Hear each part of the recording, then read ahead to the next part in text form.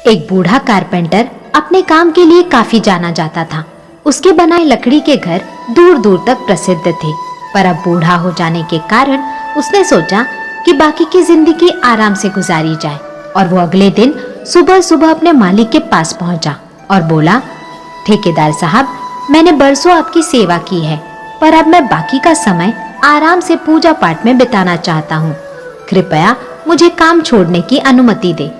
ठेकेदार कारपेंटर को बहुत मानता था, इसीलिए उसे ये सुनकर थोड़ा दुख हुआ, पर वो कारपेंटर को निराश नहीं करना चाहता था। उसने कहा, आप यहाँ के सबसे अनुभवी व्यक्ति है, आपकी कमी यहाँ कोई नहीं पूरी कर पाएगा, लेकिन मैं आपसे निवेदन करता हूँ कि जाने से पहले एक आखिरी काम करते जाइए। कारपेंटर ने पूछा, जी क्या काम करना है?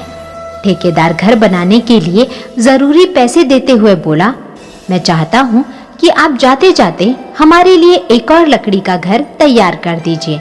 कारपेंटर इस काम के लिए तैयार हो गया। उसने अगले दिन से ही घर बनाना शुरू कर दिया, पर यह जानकर कि ये उसका आखिरी काम है और इसके बाद उसे और कुछ नहीं करना होगा, वो थोड़ा ढीला पड़ गया।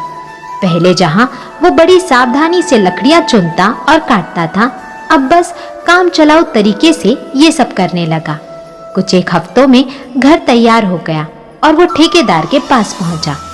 ठेकेदार साहब, मैंने घर तैयार कर लिया है, अब तो मैं काम छोड़कर जा सकता हूँ ना?